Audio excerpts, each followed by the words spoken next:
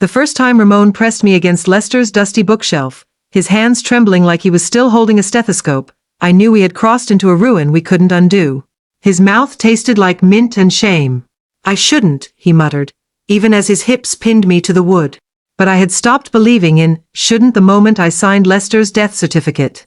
It began 3 months after the funeral. Ramon started visiting. Just checking in, he would say, lingering by the porch where Lester's wheelchair had gouged the floorboards. He was 28, with 2 soft eyes for a hospice nurse. I would watch him trace the rim of his coffee mug, his voice fraying when he mentioned Lester. He asked for you at the end. Every time. Rain lashed the windows one Tuesday. Ramon's scrubs clung to his chest as he fixed my leaky kitchen sink. I handed him a wrench, our fingers brushing. He froze, throat bobbing. Gladys, I. The wrench clattered. His palm cradled my jaw, calloused and warm.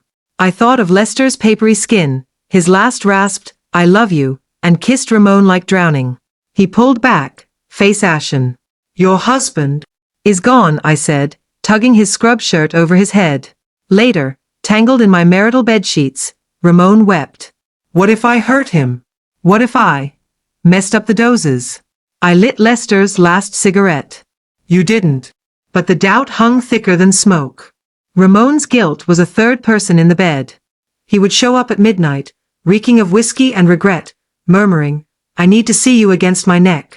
I would let him in, let him push me against the fridge or the stairs, let him fuck me like he was trying to outrun his own shadow. Afterward, he would stare at the ceiling, jaw clenched.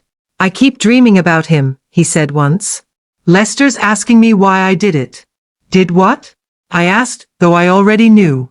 He sat up, sheets pooling at his waist. The morphine. The last dose. It was double. He went so fast after that. What if I?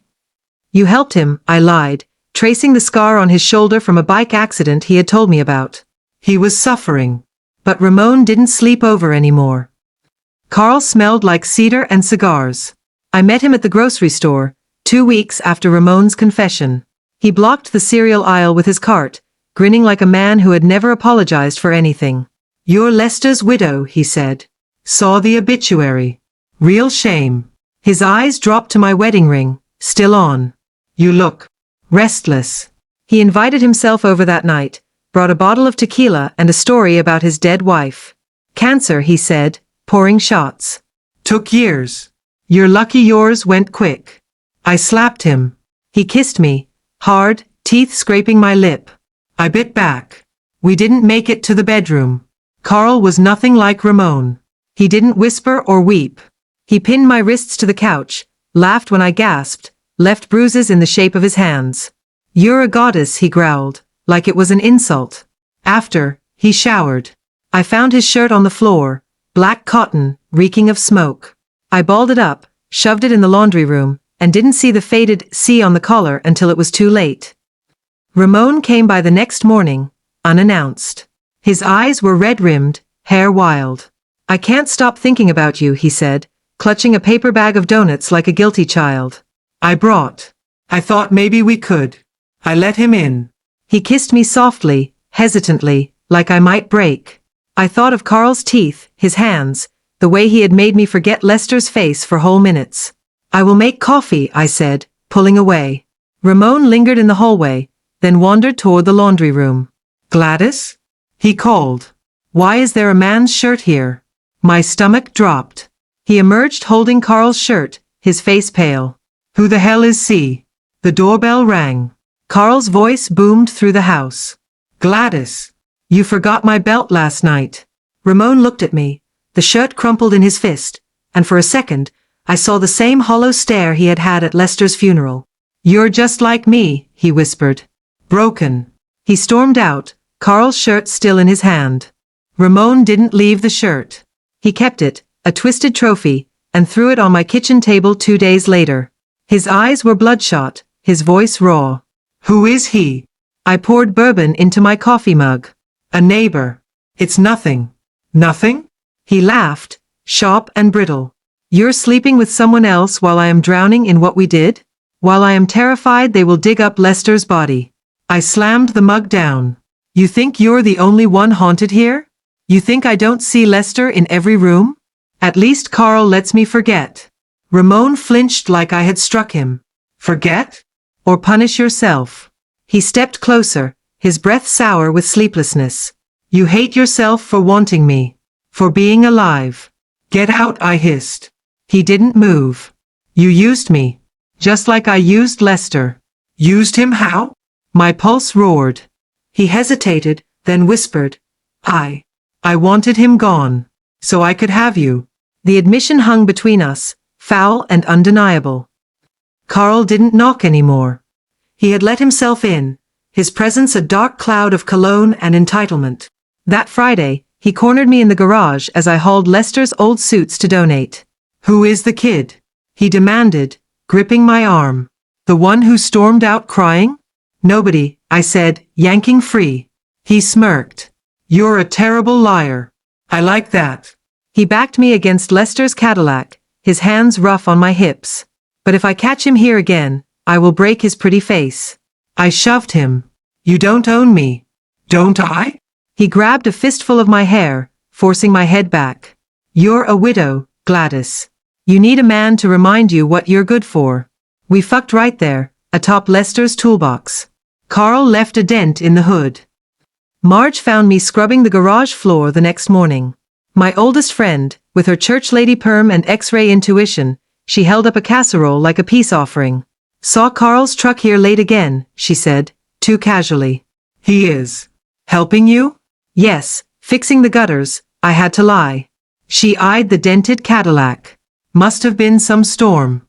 I changed the subject, but Marge lingered, snooping through drawers while I washed dishes. You're too thin, she clucked. And when is the last time you slept? I am fine, Marge. Lester wouldn't want you alone like this. I dropped a plate. It shattered. Lester's gone.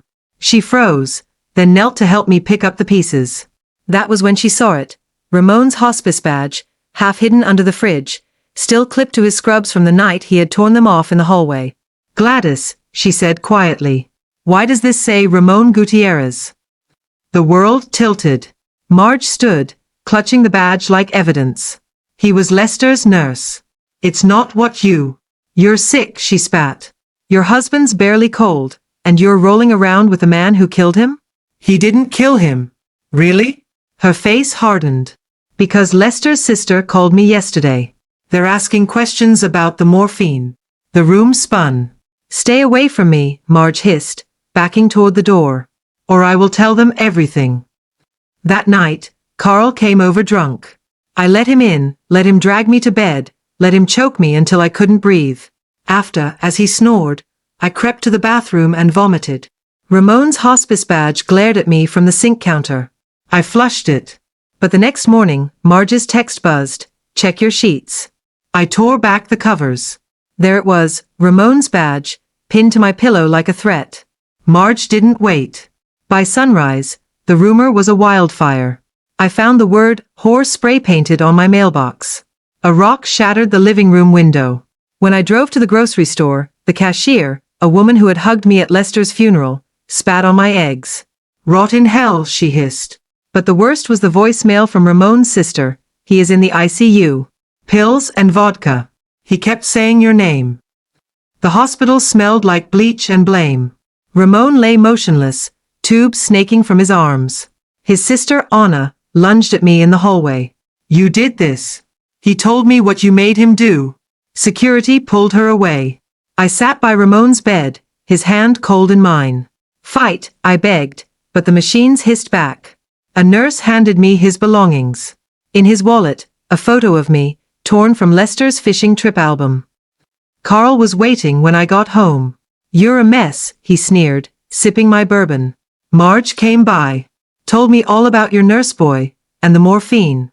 I shot through my veins. What do you want? He grinned. 10 grand. Or I will tell Lester's family you both killed him. I don't have that kind of... He slammed me against the wall, his breath rancid. Sell the house. Sell your wedding ring. I don't care. You've got a week. I dug through Lester's old desk, desperate. Behind his golf trophies, I found the life insurance check, $50,000, untouched. Carl snatched it the moment I handed it over. "Smart girl," he said, tucking it into his jacket. Then he unbuckled his belt. "Now get on your knees." I did. Afterward, he lit a cigar with the check. "Whoops," he smirked, watching it burn. "Guess I need another." The letter arrived on a Thursday. "Dear Mrs. Thompson, we are investigating the death of Lester Thompson. Evidence suggests excessive morphine was administered under Ramon Gutierrez's care. Contact us immediately. State Medical Board." I crumpled it, but not before spotting the highlighted line, "Criminal charges may apply." That night, I drove to the river where Lester proposed. I waded in, the water swallowing my ankles, my knees, my waist. My phone buzzed in my pocket. "Anna. He is awake. He is asking for you." I turned back. Ramon's eyes fluttered open. "Gladys. I am sorry." "It's okay," I said, tears choking me. "Just tell the truth." He stared at the ceiling. "I loved you. I wanted him gone. I didn't mean to." A monitor screeched. Nurses rushed in. Anna screamed, "What did you say to him?" I fled. The second letter waited on my porch. No return address. Just a photo of Ramon's suicide note. "I killed Lester. Forgive me." And a handwritten threat, $20,000 or this goes public. Carl. I sold the house to a young couple who didn't ask about the stained carpets or the dent in the Cadillac. They smiled, holding hands, already painting the nursery. I pocketed the cash and drove to Ramon's rehab center. He sat in the garden, thinner, older, a paperback Bible open on his lap. "They're charging me," he said, not looking up. "Manslaughter. I will plead guilty." "Why?" I asked. "Because I did it." His voice cracked. "I gave him that dose because I wanted you. I thought, if he was gone, you would see me. The confession should have gutted me. Instead, I felt nothing but tired." "Tell the board," I said. "Clear your name." "I don't deserve to be cleared." "Do it for me," I lied. He finally met my eyes. "You ever loved me? Even a little?" I kissed his forehead. "Goodbye, Ramon." Carl came for the rest of the money the night before I moved. He kicked in the motel door, wild-eyed. "Where is it?" I tossed him an envelope of Monopoly money. "Burn it, like last time." He lunged, but I was ready, Lester's old revolver, loaded and steady in my hand. "Get out," I said. "Or I will finish what Ramon started." He laughed, but it died when I cocked the hammer. "You're crazy," he spat, backing away. "I am a widow," I said. "Worse things happen to us every day." Lester's sister called as I crossed state lines. "We're dropping the charges," she said coldly. "Ramon confessed. But don't you dare come to the funeral when he rots."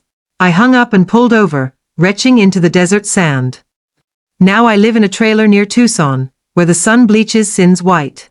Sometimes I see Lester in the mirages, smiling, forgiving, forever 62. Marge sent a postcard, "Hope you found peace." I burned it. Carl's in jail for assaulting another woman. Ramon writes me letters I don't open. At night, I lie awake, wondering if hunger and redemption are the same thing.